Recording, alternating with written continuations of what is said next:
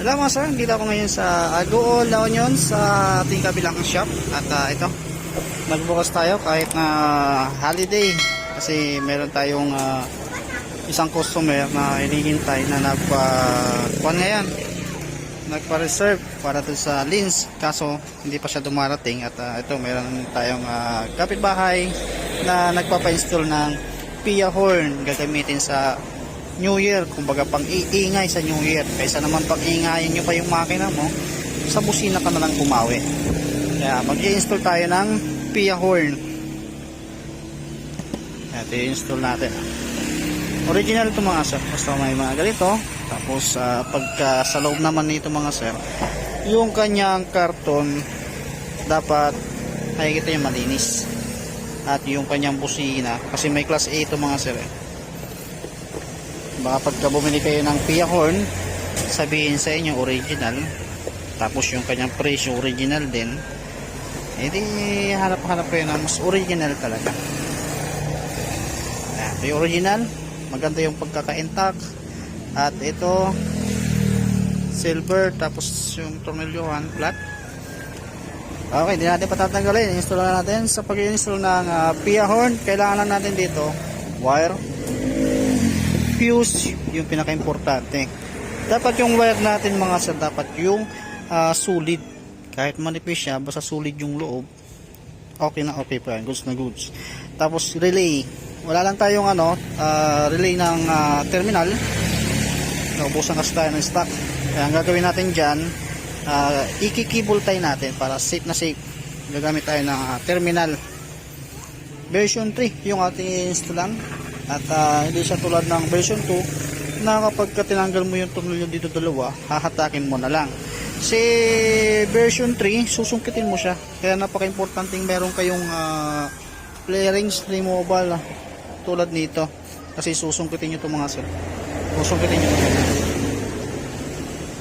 nyo ito. Medyo hindi siya friendly tanggalin. Hindi siya tulad ng version 2 na madali lang siyang tanggalin. Version 3 medyo may kahirapan. Basta susungkitin nyo ito mga sir. Gamit ka ng ganito. Siyempre tatanggalin nyo muna yung yung ito. Dito mga sir, hindi ko nakakalasin yung clearings. Kakalasin ko lang yung pinakaibabaw nito. Kasi gusto lang naman ni sir pang iingay sa New Year. Yung Pia horn yung install natin, dalawang layer kasi to, ibabaw saka ito matatanggal to. Yan. Pero hindi natin tatanggalin yung buong headlight. Pagagapangin natin doon. Basta pinaka-importante, safe yung ating wire at may fuse. Pagagapangin natin yan dyan. Tatanggalin natin to, pati yung ibaba natin yung tornilyo para patadaan natin doon sa pinakailalim ng fuse. Susundan nyo lang yung yung wire, yung mismong battery harness. Sundan nyo lang yun. Huwag nyo ipapadaan dito sa ibabaw. May makita ko dyan mamaya pag natanggal natin. Okay, tanggalin ko muna to. Install ko muna to. Wala kasi mag-aawak ng video natin. Kaya sungkitin nyo lang to. Lalo kung ngayon lang ito masusungkit, medyo may kahirapan. Basta sungkitin nyo to. Paangat po yan kasi. Paangat yan. Sa version 2, pababa. Tara, tanggalin natin yung front top cover. Tatlo kasi yung kanyang lock. Tapos susunod natin tatanggalin ito. Ayan, tatanggalin natin yan, tornilyo sa ibabaw. Tapos meron pa sa gilid para matanggal natin to. Pero yung headlight nya hindi natin tatanggalin. At dito natin ilalagay yung busina sa ibabaw. Yung stock nya mga sir, hindi natin tatanggalin yan. Yun pa rin, in case na mag dual contact siya, pwede nang mag-i-install ka lang ng yung hollow switch. Install ka lang dyan. Kaya hindi natin tatanggalin. Meron ako naging video noon kung paano mag dual contact na busina. Kaya ito lang muna install natin yung Pia horn, yung naayon sa may-ari pag-iingay sa New Year. Okay, ito mga sir, kung sakali magtatanggal kayo nito, tanggalin nyo lang yung pinaka tornilyo dito mga sir. Kabilaan po yan, tsaka dito meron yan. Kabilaan, tapos meron sa ibabaw dito. At ang pahatak naman nito papunta sa inyo, hatakin nyo ng pagganang kasi ang clip mo nyan, ayan, kumbaga pahatak naman siya. para matanggal nyo. Ito na mga sir, tanggalan na natin. At ito na yung kanyang headlight lens assembly. Same pa rin ito ng version 2, yung lens. Pinagkaiba lang yung mismong pinakalente sa loob. Sa version 3 may mga ganyan-ganyan po siya. So naman na nilalagay yung wire. Magpapagapang na tayo ng wire ngayon. Tatanggalin muna natin to. Tapos pagagapangan natin yan. Ayan, tanggalin natin yung side cover. Dito mga sara, isang tornilyo. Tapos isang pushpin. Same pa rin ng ng version 3. Pushpin sa ilalim, tornilyo sa babaw.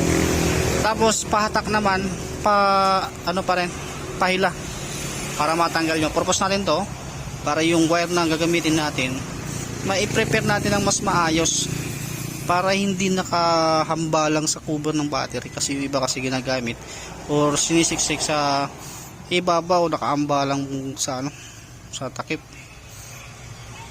Kaya sabihin natin to. So naman natin itong battery, tatanggalin natin. Kasi kapag gumamit tayo ng relay, matik po yan na mayroon sa battery.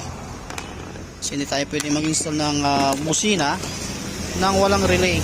Yung iba nga, dalawa-dalawa pa ngayon ginagamit. Pero dito sa ating gagawin, isa lang, okay na. Kaya tanggalin mo natin itong cover. Sukitin nyo lang ng maliit na flat screw to. Yan, medyo madumi. Yan, tanggalin natin yung cover. Tapos tatanggalin natin yung pinaka cover naman sa loob. Tapin nyo lang yan. Okay, ayan, labas natin. Tapos ito, after nyo gawin, dilinisan nyo pa rin, kasi pagkahugot nyo ng cover, yung mga buhangin na yan, pasok po yan sa loob. Ayan. Tapos tatanggalin natin yung pinakailalim dito. Ayan. Tatanggalin natin yan, saka ito. Ang purpose natin dyan, ibababa natin. Para yung wire, papagapang natin sa loob. Yun lang yung mga tatanggalin dyan. Tapos, i-prepare natin yung relay. Sa akin mga sir, nag-i-install ako ng version 3. Ang pinaka-relay ko dito sa ibabaw. Kaya pinaka-relay ko diyan. Diyan nilalagay. Wala po akong babalatang wire or puputulin wire. Wala po akong gagawing ganun. Kaya pagkapangin natin yung wire, unang-una yung wire muna, pagkapangin ko muna. Tapos ito, babalutan ko muna ng electrical tape. Pero mga sana, balutan ko na ng electrical tape. Purpose ko sa pagbabalot ng electrical tape sa wire na ito, para kahit pa paano, doble yung ating balat ng wire. At hindi masyadong magasgasan. Kaya pagagapangin natin to. Pagagapangin natin yan dyan, hindi sisiksik ko na yan dyan. Hanggang doon sa pinakadulo. Hanggang doon sa palalabasin ko sa sa pinakailalim. Para mas maganda yung pagkakalagay ng wire. At hindi nakabuka-buka yung yung cover natin tulad niyan, para kapag nagugus tayo hindi pasok, o kaya pagka nilusong natin sa baha ng mga hanggang dyan, hanggang dito sa may footboard natin, hindi pasok yung tubig sa ilalim. Okay, ito na mga sana, pagapang ko na yung wire. Ito na yung wire natin. Yan, pagapang ko yun sa loob, sinundan ko yung yan, doon ko pa rin pinadaan. Huwag kayong magpapadaan dito mga sir, kasi nakaangat na yung cover ninyo, yung battery, pangit tingnan. Tapos hanggang dito sa ibabaw, ayan, pinagkapang ko rin yan. Yan, hanggang sa pinakailalim. Tapos nyan dito, ayan yan, para hindi siya nakalawit.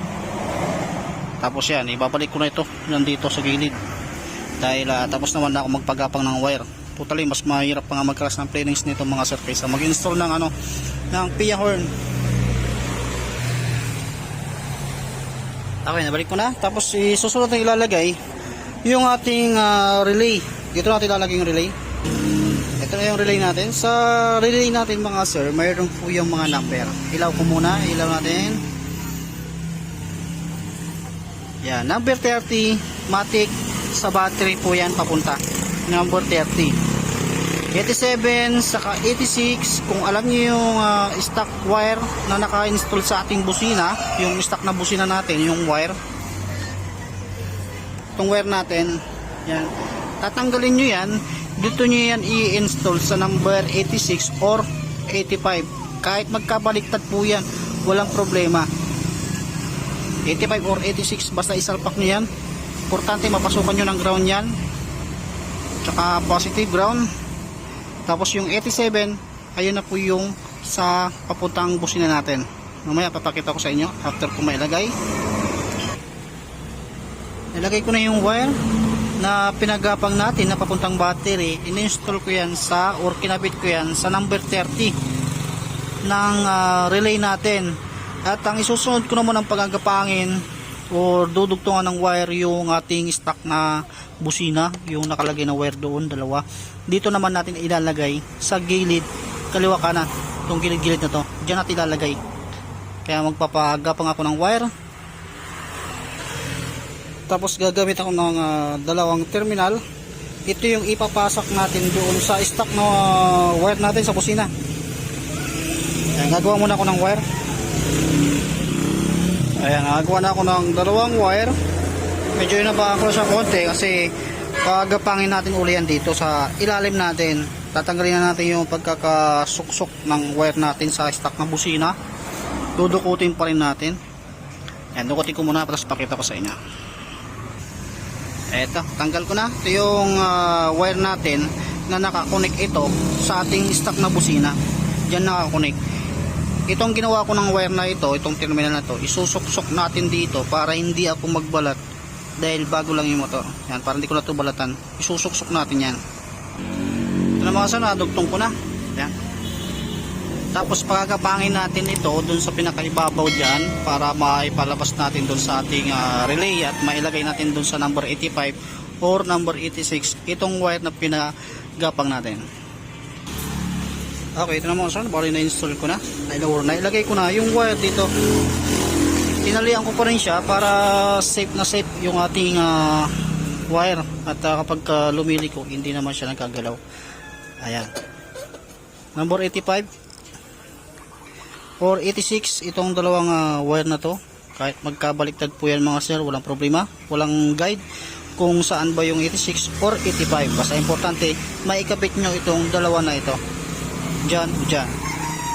Okay, kapitan natin. Ayan, nalagay ko na. Tinalayan ko siya ng cable tie. Choice nyo yan mga sir kung ano yung ilalagay nyo. Sa akin kasi nagkataon lang na wala tayong available na sakit or yung terminal. Kaya balutan nyo. Terminal lang ito mga sir. Balutan nyo tapos tadaan nyo ng cable tie para hindi siya nahuhugot. At yung natitirang dalawa na yan, 87 to, tapos yung sa gitna 87A. Yung 87A hindi na po natin kailangan yan. Ang kailangan lang natin to, itong 87 na nasa labas. Yan, ito lang yung kailangan natin. Pagagapangin natin yan, dudugtungan natin yung wire, papunta yan sa stock na busina natin. Dugtungan ko muna ng wire. Okay, ito. Nalagyan ko lang siya ng wire, yung 87. Pagagapangin natin yan, papunta sa ng Pia horn. Ito. Diyan natin ilalagay yan kasi dito yung busina natin dalawa.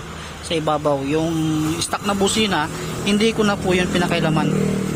Para in case na magbago yung isip mo siya at gusto magpa dual contact horn, pwede natin dugtungan na lang natin ng wire yon. Tapos gagamit tayo ng hollow switch, magiging dual contact na siya. Okay, install ko na ilalagay yung fuse kasi tapos na tayo nag-wiring doon sa ibabaw, yung sa relay. At i-install naman natin itong ating fuse. Gagamitin kong fuse na 10 ampere lang siya. At itong fuse natin medyo magandang klase to. Okay, install ko muna dito. Ito sa kabila. Tapos yung isa sa terminal natin ng battery. Ito lang, na-install ko na yung fuse natin. 10 amperes yung laman yan mga sir. Tapos nilagyan ko na siya ng terminal wire din para hindi siya pangitingnan. At ito, tapos na ako mag-install ng yung fuse sa wire. Ang i-install na lang natin yung Pia horn natin. At ito, tatakpan ko na to. Ito, bubugan ko ng hangin para mawala yan dyan. Tatakip ko na siya. Ayan, install naman natin to. At yung 87 na dinugtungan ko ng wire dito sa ating relay. Ayan, ito na yung wire nya.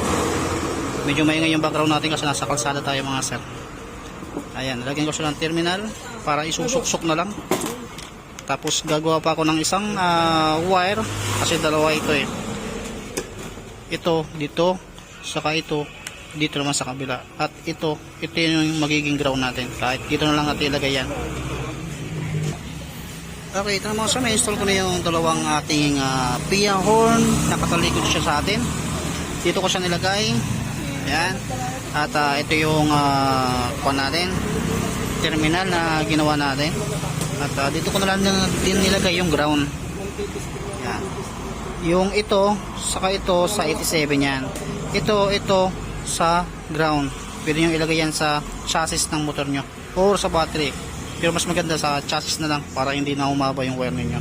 Okay, test natin pa tunugin. Start natin para testing natin pa na rin. Tapos saka natin busina. Ayan. Mas malakas. Okay, balik na natin dahil tapos na tayo. Ganun lang gawin yung mga sakali mag-install kayo ng PIA horn sa version 3. Version 2, paras pa rin. At kapag nagdudual punta ako, switch lang, hollow switch lang doon. Okay. Ayan, nabalik ko na yung cover dito. Test natin yung sa business. Okay, dito na nagtapos yung ating video sa ating pag-install ng busina.